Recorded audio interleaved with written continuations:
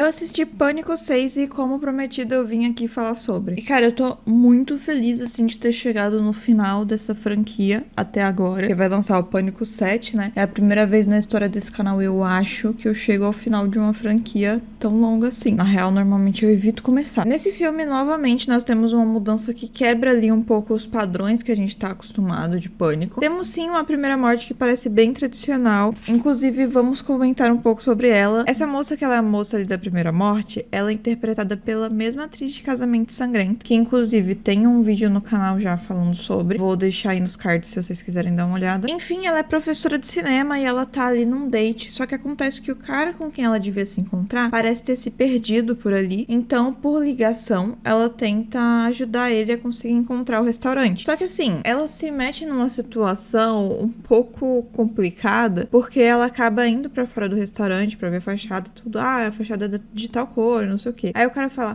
eu tô num beco, só que eu não tô vendo você. Ela vai até o beco que tem na frente do restaurante, só que não tem ninguém do outro lado, ela não tá vendo ninguém do outro lado. E também não tem ninguém vendo ela. Ela começa a acenar e tal, o cara diz, não tô vendo você, não sei o que. E aí, ela tem a brilhante ideia de entrar num beco escuro sozinha no meio da noite. Só que assim, cara, não é um beco tão grande, então se o cara não tava te vendo com você acenando ali naquele momento, é porque ele ou não estava ali, ou estava te enganando, como foi o caso, né? Então, que ideia burra é essa? Mas ela entra no beco mesmo assim pra tentar ajudar ele a se encontrar, mesmo com ele falando por ligação que tem alguém estranho encarando ou perseguindo ele nesse beco. Ela entra mesmo assim. E quando o cara da ligação, que ela achava que era o date dela, começa a ameaçar ela por telefone, tá passando um bando de estudantes jovens ali, adolescentes, sei lá, por aquele beco. E em vez dela gritar, tipo, olha, eu tô aqui, e fazer a presença dela conhecida, não, ela continua lá falando no telefone como se nada tivesse acontecido. E é claro que ela vai de arrasta. Assim, não me entendam mal, eu não achava que mesmo ela alertando, né, o pessoal que ela tava ali, que ela ia conseguir chegar até eles antes de morrer. Mas talvez ela conseguisse pelo menos fazer com que alguém chamasse uma ambulância. Quem sabe ela não sobrevivia. Assim, é claro que tem também o fato de que era Halloween e esse pessoal parecia muito bêbado, então vai que eles achassem que era um teatrinho ensaiado também, pode acontecer. Então acho que umas 5% de chance dela sobreviver a isso, mesmo se ela tivesse gritado. Mas até agora, essa é uma cena bem clássica de primeira morte de Pânico, certo? Errado, porque quando o cara termina de esfaquear ela, ele automaticamente tira a máscara, se revelando como ninguém menos do que o Flash Thompson, de Homem-Aranha. Tinha esquecido o nome do filme. E assim, cara, desculpa, não gravei o nome do pessoal nesse começo de filme. Eu juro que quando eu entrar no elenco principal, eu falo o nome das pessoas. Mas por enquanto, vai ser o nome que eu lembro da minha cabeça aqui, que não é o nome dos personagens. Quando eu vi esse filme pela primeira vez, eu pensei, nossa, que legal, que revolucionário, que inovador. A gente vai ver o filme inteiro da visão do Ghostface. Tipo, a gente vai ver o filme todo sabendo quem é o Ghostface, vendo o pessoal sendo burro de graça e tudo mais. Só que o filme me decepcionou um pouco nessa parte. Não me entendam mal, eu gosto de Pânico 6. E eu confesso que depois de ter assistido Pânico 6 pela quinta vez na minha vida, ele caiu um pouco no meu ranking de filmes. E atualmente eu acho Pânico 3 melhor do que o 6. Só que eu achei muito decepcionante essa questão aí de, tipo, pô, ele dá aquele gostinho, sabe? Nossa, esse filme, ele vai ser diferente dos outros. E eu não tô falando que eu não gosto dos outros, eu gosto muito dos outros. Mas eu achei que esse filme, de alguma forma, ia me surpreender. E no final das contas, ele não fez isso. E eu acho que poderia ser interessante ter essa visão diferente durante o filme. Inclusive, eu acho que talvez até os produtores do filme estavam testando o público pra ver se a gente não iria gostar de um filme da visão do Ghostface. Porque é um negócio que dá muito essa impressão no final do filme, de que o próximo talvez seja na visão de um Ghostface. Mas a gente ia chegar lá. O que acontece é que esse cara aí, que é o Ghostface da ralé, e um amigo dele eram muito fãs dos filmes Facada e eles estavam ali tentando continuar os filmes do Rich. Só que eles eram verdadeiros incompetentes e conseguiram ser assassinados pelo verdadeiro Ghostface dessa vez. Que no início do filme a gente ainda não sabe quem é, seguindo os padrões de Pânico. Mas antes de continuar o vídeo, eu tenho uma novidade pra vocês. Talvez vocês não saibam, mas além de fazer vídeo falando sobre filmes e séries, eu também sou professora de inglês e nesse primeiro semestre de 2026 eu abri 11 vagas para novos alunos. Comigo você vai aprender inglês focando nos seus objetivos e usando temas que você gosta. Já pensou em aprender sobre family members com a série Modern Family, por exemplo? Eu tenho diversas aulas para te ensinar inglês usando temas de cultura pop, como por exemplo filmes, séries, músicas, de um jeito que faça sentido para você. Então, se você quer aprender inglês comigo, clica no link que eu vou deixar aí no comentário fixado. E agora vamos de volta pro vídeo. Agora alguns detalhes. Esse filme, em muitas partes, ele me lembra Pânico 2, o que eu sei que foi de propósito. Tem algumas cenas que são iguaizinhas de Pânico 2 e eu sei que foi pra fazer referência a esse filme, mas ele também tem muitos detalhes de Pânico 3. Por exemplo, em Pânico 3, o Roman, ele deixa fotos da Maureen Prescott nas cenas do crime. Já em Pânico 6, o nosso Ghostface deixa as máscaras dos Ghostfaces, das mais recentes para as mais antigas. Os dois, tanto o Roman quanto esse Ghostface, parecendo que estão tentando construir uma narrativa ali com as mortes, e no caso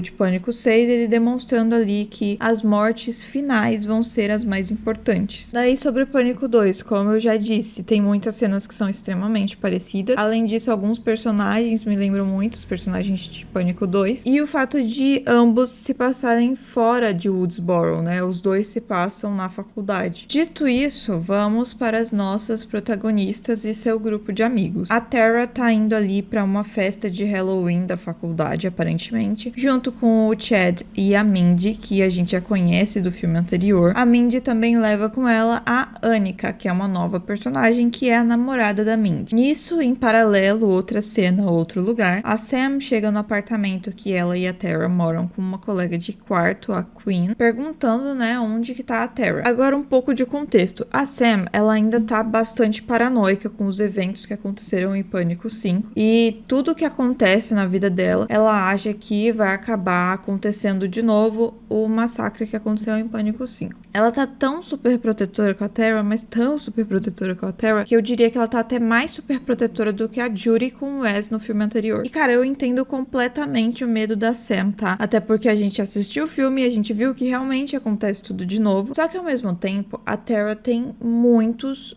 ótimos pontos sobre o que ela acha disso, e assim, ela é uma personagem que faz muito sentido nas argumentações dela com as paranoias da Sam. Eu entendo completamente os lados das duas nesse quesito. A Sam, ela tá ali traumatizada, né? As pessoas ainda se ressentem da Sam, porque muita gente acha que a Sam foi a verdadeira vilã de Pânico 5, né? No caso do filme Facada anterior, e que o Rich, ele na verdade foi um injustiçado que acabou sendo ali incriminado no lugar da Sam. Então assim, a Sam, ela ainda tá vivendo o terror do filme anterior, dos acontecimentos anteriores, porque as pessoas ainda perseguem ela por causa disso. Enquanto isso, a Tara, ela conseguiu seguir com a vida dela, ela fez novos amigos, ela tá na faculdade, ela tá vivendo a vida dela, ela tem tudo ali, sabe? Ela tá realmente continuando, seguindo em frente. E a Sam parou no tempo. Ela não fez nada de muito diferente, ela só tá ali pra trabalhar e pra estar junto com a Tara, pra proteger a Tara caso algo aconteça de novo. E honestamente, tá aí uma personagem que evoluiu de um filme pro outro, eu preciso dizer isso. A Tara, ela evoluiu muito de Pânico 5 pra Pânico 6 em questão de personalidade, de jeito como ela lida com as coisas e tudo mais, dos argumentos que ela tem. E eu entendo, tá? Porque eu também acho que a briguinha entre as duas irmãs é meio chata, só que ao mesmo tempo eu preciso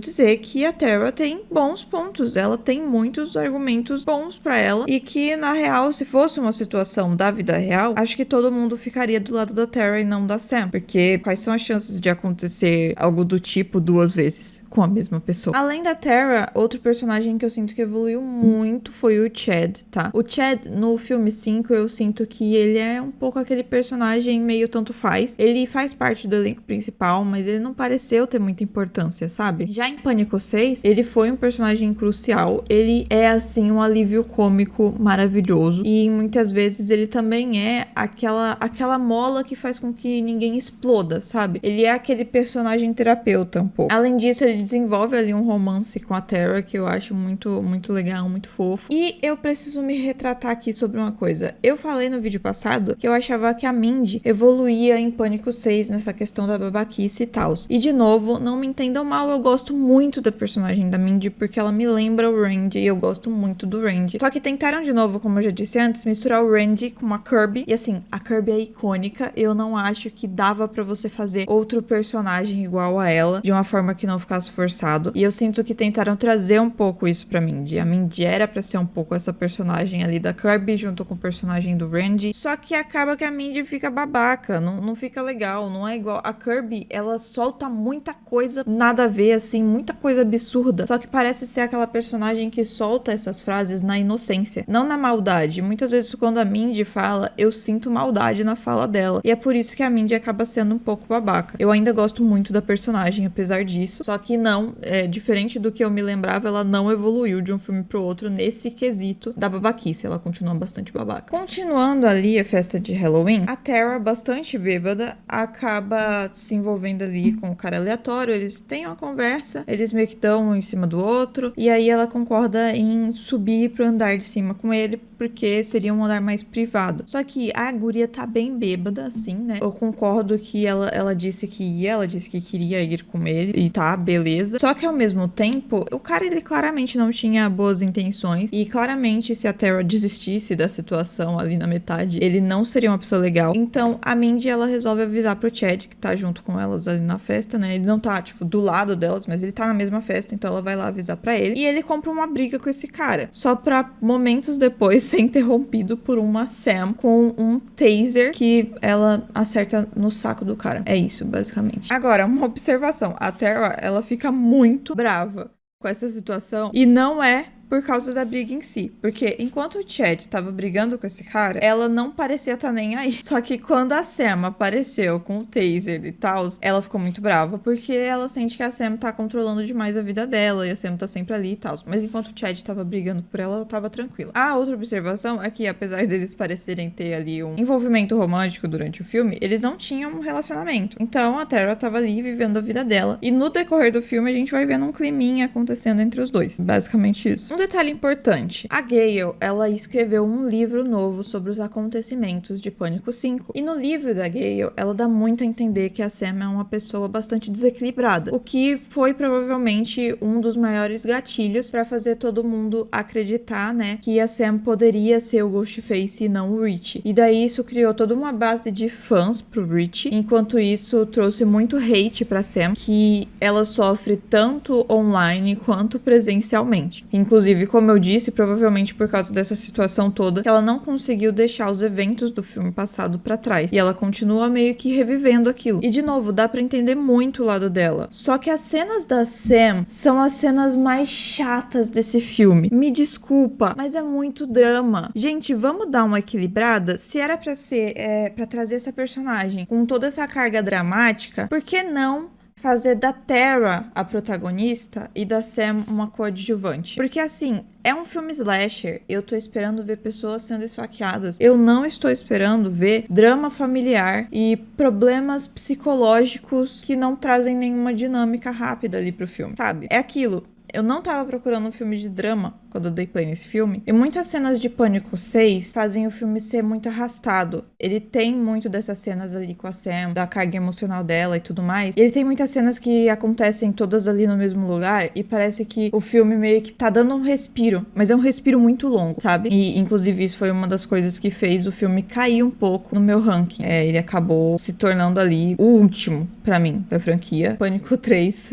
subiu um lugar no ranking, pelo menos. Quando o grupo dinâmico de pessoas ali que a gente já conheceu, mais o Ethan, que é um dos novos personagens amigos do grupo, ele é um cara bastante atrapalhado, meio esquisitinho e meio desajustado, assim, sabe? Ele é aquele personagem que ele foi colocado ali pra ser o personagem esquisito, desajeitado e supostamente inofensivo. Eu não lembro onde eu parei essa frase, mas quando eles saem da festa, a Sam acaba se envolvendo em uma briga ali, uma discussão, né? Com uma guria que joga bebida nela, fica com raiva dela e tal, porque acha que ela era Ghostface. E depois disso, geral vai pro apartamento da Sam e da Tara. E lá elas descobrem junto com o Danny, que é o namoradinho, ficante, interesse amoroso da Sam desse filme, sobre os novos 3 assassinatos que aconteceram na cidade. E assim, a Sam entra em surto. Mas vamos com calma. Inicialmente, ela decide que ela e a Tara precisam sair da cidade, e o quarteto original ali do filme anterior começa a excluir todo mundo do grupinho. Todo mundo que não estava com eles no filme anterior. Ou seja, o Ethan, o Danny, e eu preciso dizer, por algum motivo eles não excluem a Quinn. A Quinn tá lá ainda. Eles não fazem bullying com a Quinn, eles não excluem a Quinn, eles só querem excluir o Ethan e o Danny. Inclusive, eu preciso dizer que o Danny, ele tem uma paciência, mas assim, uma paciência invejável. Eu jamais teria paciência desse cara. Na primeira vez que a guria me falasse, então, não quero mais ver a sua cara, que eu acho que você é um assassino que esfaqueou 3 pessoas. Eu ia virar as costas e ir embora, eu não ia voltar mais. Porque,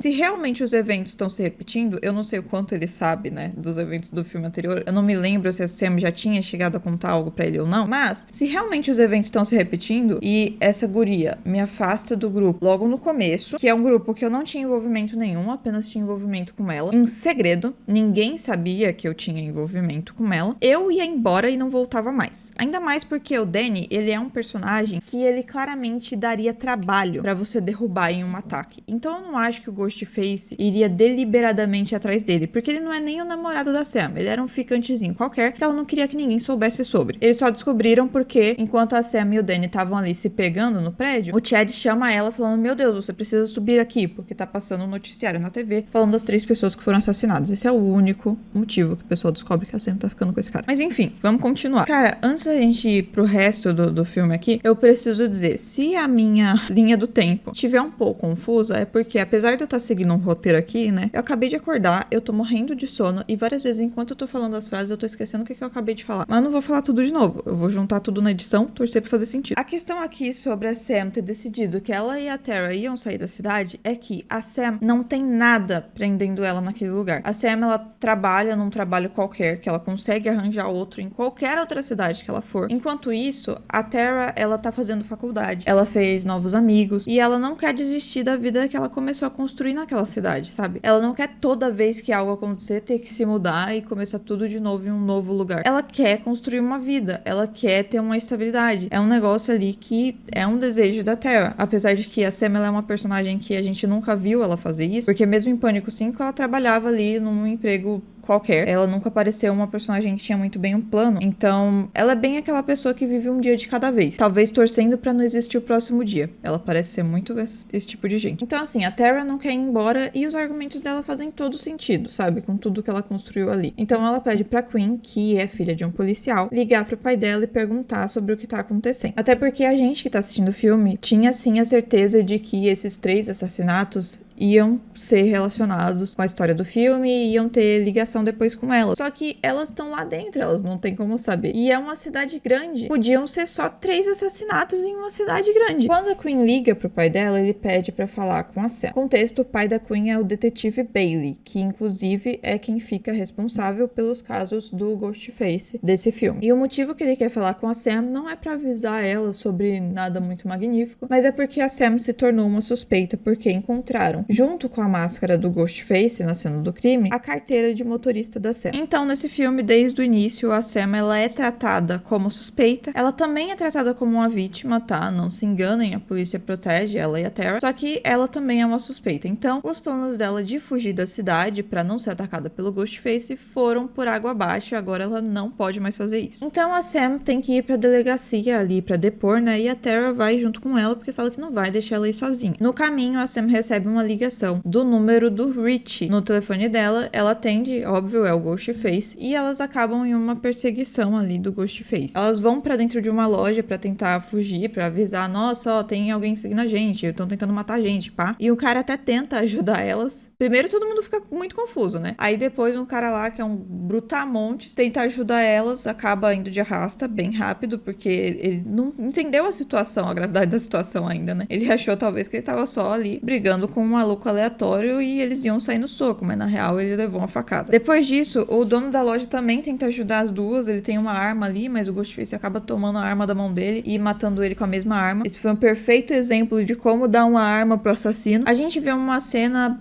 meio longa, não tão longa assim, tá? Mais ou menos, eu tô exagerando. De tensão com as duas irmãs Carpenter, até que a polícia chega e de repente o Ghostface some. E daí nisso a gente tem mais 2 assassinatos, mais 2 máscaras. E no caso, esse caso em específico, né? Os assassinatos obviamente não foram planejados. Então eu queria muito saber o que ia acontecer com essas 2 máscaras se não fosse por esses 2 assassinatos. Tipo, quem iria ganhar elas? Seriam pessoas aleatórias ou o Chad e a Mindy? Então as duas chegam na delegacia, a Sam vai depor de um jeito brutalmente honesto. Inclusive ela até chega a citar: eu fui no psicólogo, porque no começo do filme a gente vê uma cena dela na terapia, que eu esqueci de mencionar, mas ela conta pro psicólogo sobre todo o evento que aconteceu em Pânico 5, que ela fala que ela não conta pras pessoas, porque sempre que ela conta, tipo, pro psicólogo, etc., a pessoa fica com medo e tal, e não ajuda ela de forma alguma. O cara insiste pra caramba pra ela contar, ela conta. Ele lida com tudo de um jeito extremamente não profissional. Ele fica claramente com medo dela, quando ela conta que ela e a irmã foram atacadas por 2 assassinos, junto com um grupo de amigos e tudo mais. Ela conta a história inteira que aconteceu em Pânico 5. Inclusive, ela conta que ela esfaqueou o Rich até a morte. E daí o cara fica com cagaço e fala: não,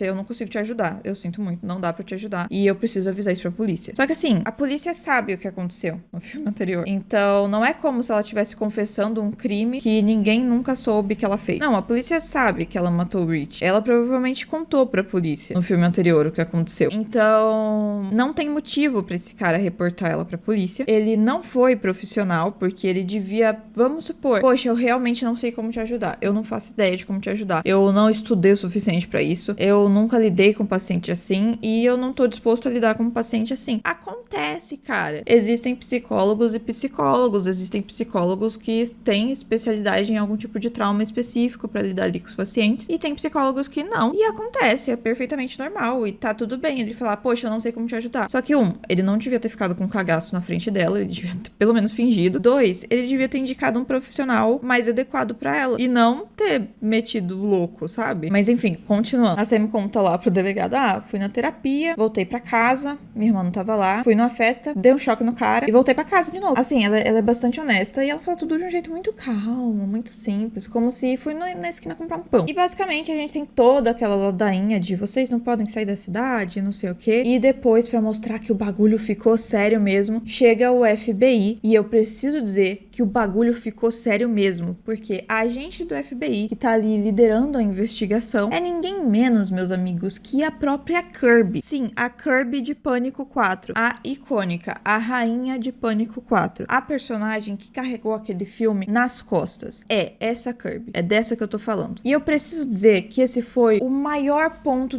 esse foi o ponto mais alto desse filme, tá bom? A Kirby, ela nem aparece tanto, mas ela é o ponto mais alto desse filme. Ela é minha personagem preferida. Ela carrega o filme nas costas, igual com o Pânico 4. Mas nesse ela teve ajuda do Chad, pra não ficar com toda escoliose. E adivinha só, a Kirby e a Sam, elas se conheceram no ensino médio. Elas fizeram ensino médio na mesma escola, só que a Kirby tava no 3º ano e a Sam tava no 1º. Então a gente tem ali esse acordo inicial entre a Kirby e o detetive Bailey, que os dois vão investigar, né, as ações do Ghostface. Eles vão trabalhar em conjunto, ela não vai tomar a investigação das mãos dele, e eles vão compartilhar um com o outro as informações que eles conseguirem. A gente tem ali uma conversa com os dois, que é importante mencionar, né, falando sobre a forma como o Ghostface tá trabalhando agora, sobre as máscaras que ele tá deixando e tudo mais, como eu expliquei no começo do vídeo, não vou me aprofundar muito aqui. E quando a Tara e a Sam saem da delegacia, tem um monte de jornalista lá esperando pra falar com elas. Entre esses jornalistas está a Gale, que desvia de um soco da Sam só pra ser acertada segundos depois por um soco da Tara, fazendo claramente uma referência à cena em que a Sidney dá um soco na Gale em Pânico 1. Eu acho que é Pânico 1 ou 2. Acho que é Pânico 1. E porque, de novo, lembra que eu falei sobre o livro que a Gale escreveu, que apesar dela não falar que a Sam é a vilã, ela dá a entender que a Sam é bastante desequilibrada. Isso gerou todo aquele hate pra Sam e toda aquela teoria do pessoal falando: nossa, ela é assassina. Então, a Sam guarda bastante rancor por causa disso, e a Tara também. E querendo ou não, a Gale meio que mereceu o soco nesse caso. A Gale, ela é uma personagem de altos e baixos. Ela é uma personagem que faz muita merda. Muita merda. E eu, pelo menos, eu não sei sei como é pro resto das pessoas, mas eu sempre passo pano pra ela, tá? Ela sempre faz merda e eu sempre perdoo ela, porque ela é uma personagem muito icônica também. E apesar dela fazer merda, ela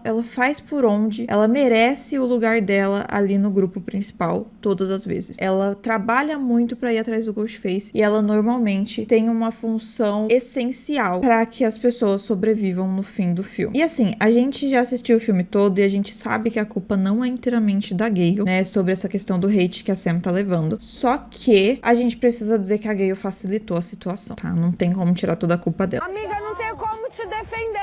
No fim das contas, a Gale fala que não vai escrever um novo livro sobre essa situação, que ela tá ali puramente por interesse em pegar o Ghostface e tudo mais. E as nossas protagonistas vão aos poucos aceitando a Gale ali no grupinho. Lembra que a Sam tinha um álibi porque ela tava com um psicólogo mais cedo naquela noite em que aconteceram os assassinatos? Então, esse cara, ele é o próximo que vai de arrasta. E ele vai de arrasta de um jeito bem burro, tá? Ele fica encarando a porta porque ele vê que alguém bateu ali, eu tô com a campainha, sei lá. E aí ele vai chegando cada vez mais perto ali da porta, ele tá com cagaço, ele tá morrendo de medo muito claramente, mas mesmo assim ele vai cada vez mais perto, até ele praticamente grudar a cara dele assim no vidro, que é aqueles vidro embaçado que não dá pra você ver quem tá do lado de fora, você consegue ver a silhueta da pessoa, você não consegue identificar. E ele acaba morrendo dessa forma, o cara, tipo, quebra o vidro já com a faca na mão, enfia dentro do olho dele, e aí isso foi de arrasta. E eu não tô dizendo que esse psicólogo tinha alguma chance de sobrevivência, mas ele poderia pelo menos ter morrido de um jeito um pouco mais inteligente, né? Não precisava entregar de bandeja a própria vida pro Ghostface. Junto com a morte do psicólogo, o que também acontece é que os arquivos da Sam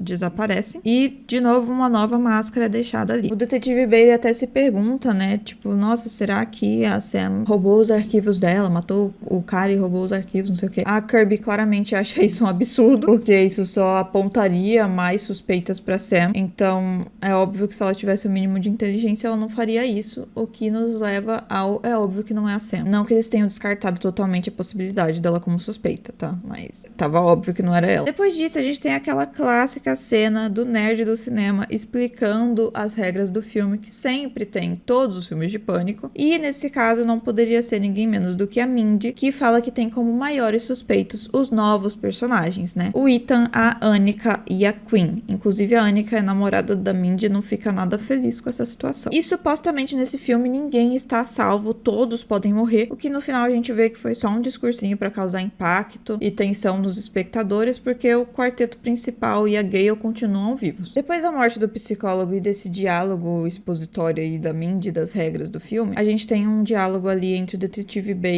e a Kirby. Na real, nem lembro se é depois ou se é antes, ou se já é naquele diálogo em que eles falam sobre os arquivos que foram roubados. Não me lembro. Mas a gente tem um diálogo entre os dois e fica bem claro que o detetive Bailey não vai nem um pouco com a cara da Kirby. O que poderia muito bem ser aquele negócio das rixas, sabe? Tipo, nossa, eu já tava investigando isso aqui antes de você e você chegou com um bonde andando e você vai me atrapalhar. Poderia ser isso. Poderia ser. Mas não é. A gente sabe que não é. E depois a gente vai pra uma cena super fofa do nosso quarteto top apoiando a Sam e dizendo ali que eles não acreditam que ela é assassina e não sei o que. Tendo um momento ali até divertidinho depois, enquanto o Ghostface tá lá no quarto da Queen destroçando ela e eles acham que ela só tá lá dentro junto com o namorado dela. Inclusive que situação, hein? Tipo assim, ninguém suspeita de absolutamente nada, porque aparentemente é muito comum ela fazer bastante barulho. Nisso, o novo namoradinho da Sam, que é vizinho de janela do apartamento dela, tipo assim, ele consegue da janela dele ver a janela do apartamento dela, ele tá lá vendo tudo. Ele viu o Ghostface no quarto da Queen, e ele tá vendo que o Ghostface vai atacar a Queen, e ele começa a tentar avisar pras pessoas, tipo, ele começa a bater desesperado na janela, ó, eu tô aqui, hein, eu tô vendo, hein. E aí ele tenta avisar ali pra Sam, pra Tara e tudo mais, mas elas não estão vendo. Aí ele liga, elas não atendem, aí ele manda mensagem. Ele manda uma foto ali do Ghostface no quarto da Queen pra todo mundo, e aí eles finalmente se atendam que o Ghostface tá ali. Só que nesse momento já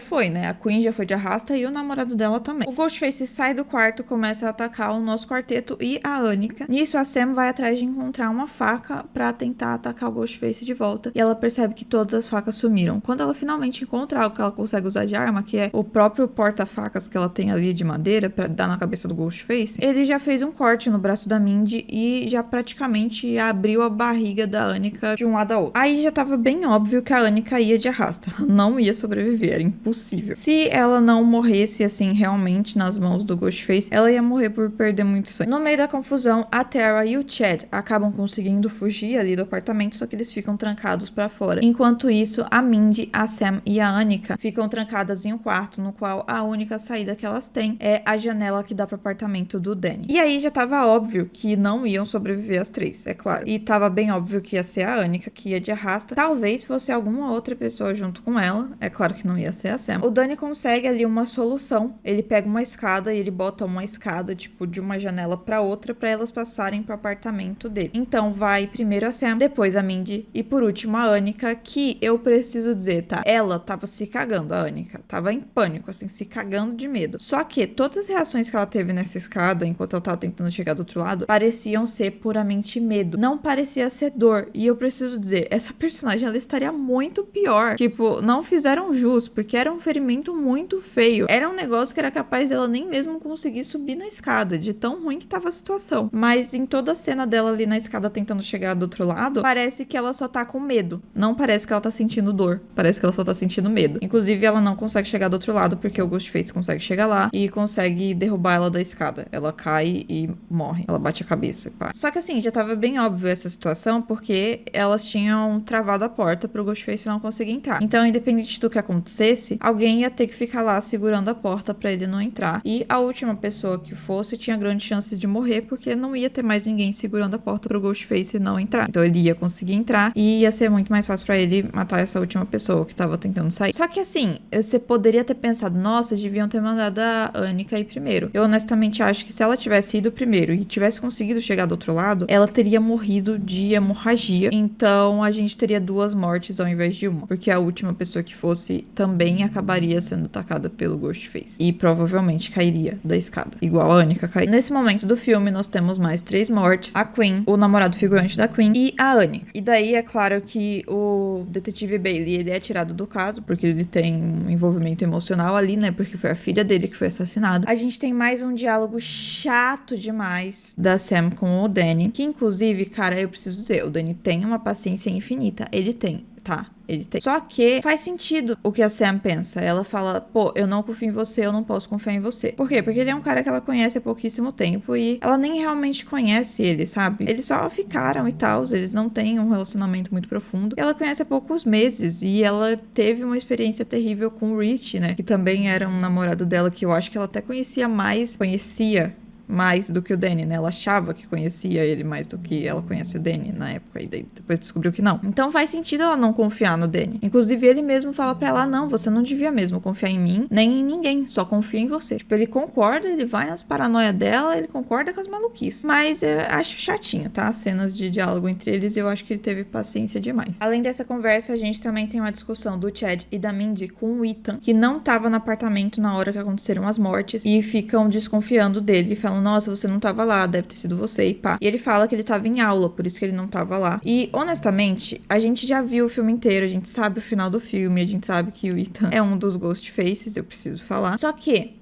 e se esse cara realmente estivesse na aula? Tipo assim, se ele estivesse na aula e ele não fosse um Ghostface, ele seria o próximo alvo. Porque isolaram ele do grupinho, todo mundo tava desconfiando dele. Então ele seria o próximo alvo e ele seria um alvo fácil, ele ia morrer e essa morte ia ficar na consciência do pessoal. E daí, no final das contas, ia ficar todo mundo chorando e falando como ele era uma ótima pessoa e como a gente foi horrível com ele e tudo mais. Eu não sei se eu falo graças a Deus que não foi isso ou se eu falo que pena que não foi isso. Honestamente, eu não sei o que escolher. Mas eu acho que devia ter acontecido algo do tipo pra colocar esse pessoal no lugar deles, sabe? De não ficar acusando as pessoas o tempo todo só por elas não serem do grupinho principal. Eu achei bem chata essa parte do filme. De, ai, você não estava com a gente no filme anterior? Então você deve ser o assassino. Achei chato. E é claro que o detetive Bailey também fica completamente abalado ali com a morte da filha. E apesar de ele ter sido retirado do caso, ele fala que ele não vai parar e que ele vai encontrar o Ghostface. E é nesse momento do filme que a Gale chega com novas informações. Ela descobre, né, um tipo de galeria que é um cinema ali que os caras que morreram no começo do filme tinham supostamente comprado, tava no nome de um deles, que tem várias evidências ali dos Ghostfaces anteriores, né? Tem as máscaras, tem as facas, tem às vezes roupas ou alguma coisa assim dos filmes anteriores. Eles guardam ali como meio que um museu, sabe mesmo? E eu preciso dizer que os personagens eles passam muito tempo do filme nesse lugar, assim, mas é muito tempo mesmo, muito tempo. Fica arrastado demais. A gente tem várias cenas de nostalgia, conversas motivacionais, cenas emocionantes ali, relembrando os momentos dos filmes anteriores, além de uma cena da Sam alucinando com o Billy e uma cena da Kirby e da Mindy conversando sobre filmes de terror e sobre,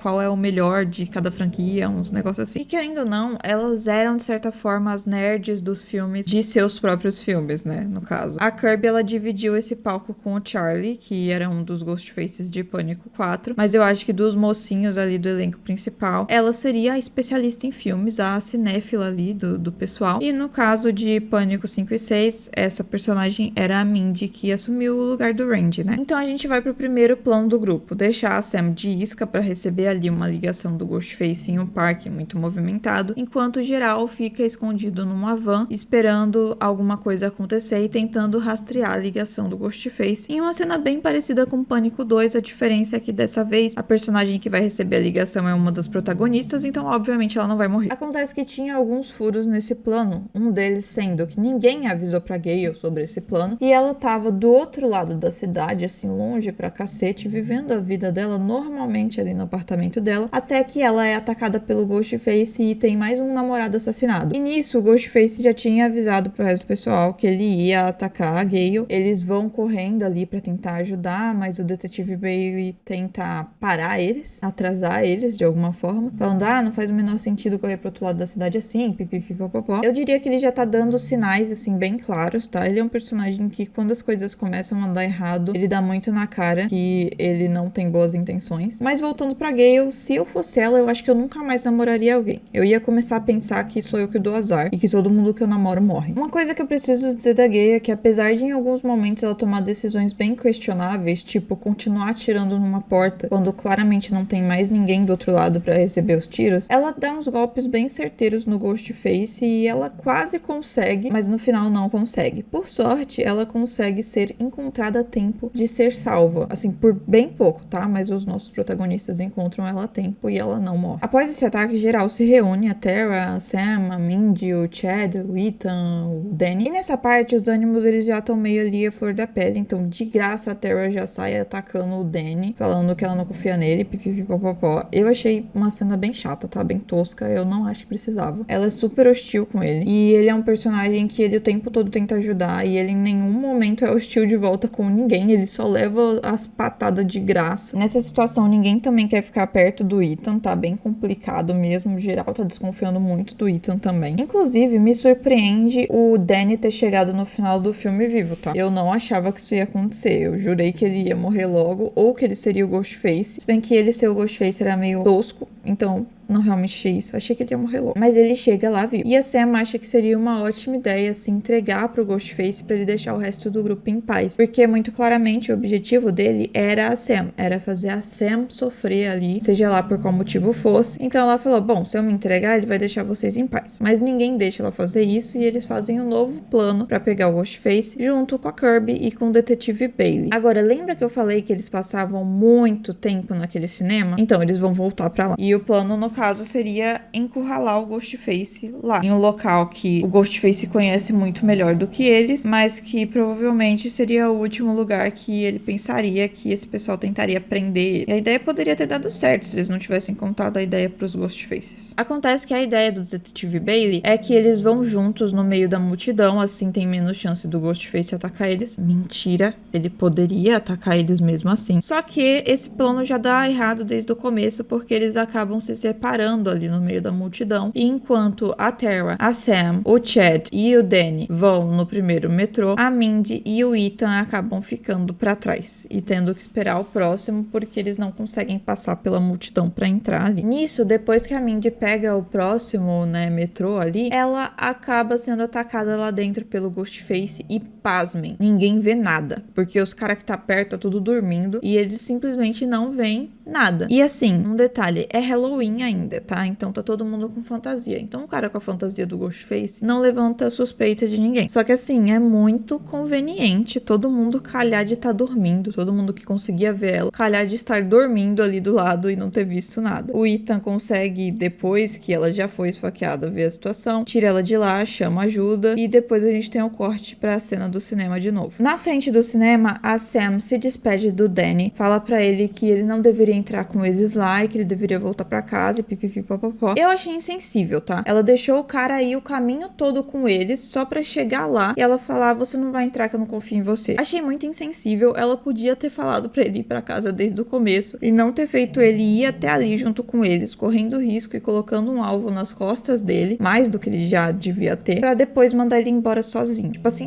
se você morrer no caminho, eu não tô nem aí. Achei insensível. Não achei legal. Mas ele aceita de boa e depois entram no cinema a Kirby, a Sam, a Tara e o Chad. E eles se trancam lá dentro. E depois disso, a gente tem alguns acontecimentos, tá? Quando eles entram no cinema, a Kirby, ela é a única que tem uma arma e ela fala que ela não vai dar uma arma pra ninguém, porque ela é a única que tem autorização de usar uma. E aí faz sentido. Ela é do FBI, né? Ela não é qualquer Zé Mané ali da rua que vai dar uma arma pra qualquer um. 2, ela não sabe se algum deles pode ser o Ghostface e tentar atacar ela, né? Não tem como saber, não tem como ter certeza. E era só isso. Eu falei como se fosse uma lista grande, mas era só isso. Só que isso já deixa geral meio desconfortável ali. É claro que não é o suficiente, né? Pra eles ficarem desconfiados da Kirby, mas já deixa eles meio desconfortáveis. E a gente tem a outra coisa que acontece, que é o Bailey liga pra Sam e ele fala que a Kirby não é do FBI, que ela foi afastada, pipipipopopó, e que ela tá ali fingindo e ela na verdade é o Ghostface. Nisso a gente já sabe de uma coisa, ou é a Kirby ou é o Bailey, e tava muito claro que era o Bailey, porque várias vezes quando algo dá errado, quando o pessoal descobria alguma coisa, ele se mostrava muito desconfortável e ele meio que entrava em pânico e se entregava um pouco. Nesse meio tempo, a Tara e o Chad estão ali de romancezinho quando a Tara de repente leva uma facada nas costas do Ghostface. A gente começa uma luta ali entre o Chad e o Ghostface, o Chad consegue deixar o Ghostface pra trás e a Sam chega, os três começam a tentar fugir, mas pouco tempo depois o Chad entra de novo em conflito com o Ghostface e quando o geral tá pronto pra fugir, ele resolve que é uma boa ideia ele voltar e tentar acertar um golpe final no Ghostface, o que vamos combinar, era uma boa ideia, porque eles estavam em um ambiente fechado com essa pessoa e, bom, não seria legal continuar sendo perseguido, certo? Certo. Só que em uma cena muito parecida com o Pânico 5, ao invés do Ghostface levantar, como em Pânico 5 e atacar o Chad, aparece um outro Ghostface e acerta ele. Daí eles começam a fazer como se ele fosse aquele barril do pirata, sabe? Que você fica espetando a espada até o pirata pular. Então, é mais ou menos isso, só que na barriga do Chad. E eu jurei nesse momento que esse cara ele não ia sobreviver a isso. Como é que uma pessoa consegue levar tantas facadas, ficar lá sangrando por tanto tempo e ainda assim sobreviver? Por quê? Porque ele foi um dos primeiros a ser atacado nessa cena. A Tara levou uma facadinha ali nas costas, só que ele foi quem foi atacado mais gravemente e a coisa toda só tinha começado, então ele ficou um bom tempo ali. A Sam e a Tara acabam se vendo ali entre o Bailey e a Kirby sem conseguir decidir muito bem quem confiar, até que a Kirby é atacada e o Bailey se revela como Ghostface, junto com a Queen. Sim, a Queen tá viva, e junto com o Ethan. E esse é o primeiro filme em que nós temos 3 Ghostfaces. E tal qual a senhora Loomis em Pânico 2, a motivação dos 3 Ghostfaces é vingar a morte do Rich, que é filho do detetive Bailey e irmão da Queen e do Ethan. Além de também ser um grande produtor de filmes indie, porque eles falam que ele não começou tentando reproduzir um novo filme facada, mas ele já estava produzindo filmes parecidos há muito tempo, ou seja, não era a primeira vez que ele matava alguém. E assim, eu preciso dizer uma coisa, tá? O Rich, ele é um Ghostface muito bananão, tá? Ele é um Ghostface muito merda. Se essa não era a primeira vez que ele tava fazendo isso, como é que ele consegue ser tão ruim nisso? Assim, não tem talento. Eu preciso dizer, não tem talento. Desculpa, com todo respeito pra quem gosta do Rich, mas ele teve treinamento prévio, e mesmo assim ele foi pior que muitos outros que nunca tinham feito isso. Então, basicamente, toda a motivação dos nossos Ghostfaces era 100% movida pela vingança e nem um pouco pelo amor pelo cinema. E eu não vou comentar toda a cena da luta final ali do filme, da sobrevivência e tudo mais, mas eu preciso comentar esse detalhe importante. A Sam, ela fica o tempo todo sendo colocada no lugar do Billy, como se ela fosse o Billy, como se ela fosse uma versão do Billy. E nesse filme, ela finalmente parece aceitar esse lado dela. Talvez porque quem estava sendo atacada ali não era somente ela, mas os amigos dela e a Tara. Eles também eram alvos, porque eles também estavam envolvidos envolvidos ali na morte do Rich. Diferente do que ela pensava inicialmente, que ela era o único problema. Então, finalmente, a Sam, ela parece confortável nesse lugar em que ela se vê como o Billy. No final do filme, o nosso quarteto top inteiro sobrevive, além da Gale e da Kirby. Como de costume, os Ghostfaces vão todos de arrasta. E a gente tem uma cena ali da Sam segurando a máscara do Ghostface, do Billy no caso, né? Que me faz acreditar muito que provavelmente ela seria um dos Ghostfaces em Pânico 7. Se não tivessem tido todas aquelas tretas lá com o elenco e tivessem tido que mudar todo o filme. E eu queria muito ter visto a história que seria de Pânico 7 se não tivesse sido mudada. Eu acho que eu vou amar a história de Pânico 7 que vai ser lançada no cinema, porque é muito difícil eu não gostar de um filme de Pânico. Só que eu queria muito saber qual era a ideia original, sabe? Tipo, como seria a trama. Podiam, sei lá, lançar um livro sobre como seria Pânico 7 com a Sam como protagonista. Eu aceitaria muito ler esse livro, seguindo a história ali das irmãs Carpenter, porque eu acho que poderia muito bem Pânico 7 ser o primeiro filme que a gente vê da visão de um Ghostface. Eu acho que um evento traumático o suficiente, por exemplo, a Tara estar em coma ou a morte da Tara ou algo assim, poderia ser o suficiente pra transformar a Sam em uma vilã de verdade e ela seria o novo Ghostface. Ou talvez algo do tipo Fred versus Jason, sabe? A gente teria dois Ghostfaces com motivações diferentes, um contra o outro. Eu acho que isso seria muito interessante. Eu acho que talvez esse filme de Pânico 7 pudesse trazer isso pra gente, eu não sei. Eu não faço ideia, eu posso estar criando um filme na minha cabeça só e nunca ter sido essa a ideia do pessoal, mas pra mim o final de Pânico 6 me dá muito a entender que a Sam vai virar um Ghostface. E eu queria muito ter visto isso. Sério, eu fiquei com muita vontade de ter visto isso. Eu fico muito triste que eu não vou saber como seria a história original. Só que eu sei que eu vou gostar do Pânico 7 da forma como vai ser, com a Sidney de novo e tudo mais, né? Mas ao mesmo tempo, eu queria saber dessa outra história. Seria muito legal se fizessem um livro sobre isso, uma série animada, um filme animado, qualquer coisa pra gente ver como seria essa história. Porque eu acho que aquele começo do filme em que a gente pensa que vai ver o filme da visão do Ghostface pra no final ele não ser o Ghostface original e acabar sendo morto, era meio que uma preparação pra esse momento, sabe? Testando o público pra ver o que a gente ia achar disso, como eu disse antes. E se você também gosta de filmes de terror e da franquia Pânico, não esquece de se inscrever no canal, porque eu vou fazer um vídeo falando sobre Pânico 7, que lança dia 26 de fevereiro nos cinemas. Eu também vou fazer um vídeo falando sobre Casamento Sangrento 2, que lança esse ano nos cinemas. E eu tô sempre trazendo vídeo sobre filmes de terror de um modo geral por aqui. Vez ou outra eu trago um suspense ou uma comédia, mas é bem raro. E já deixa o like aí no vídeo se você gostou. Me conta aí quais foram as suas opiniões sobre esse filme. Ele é um dos seus favoritos? Você acha que ele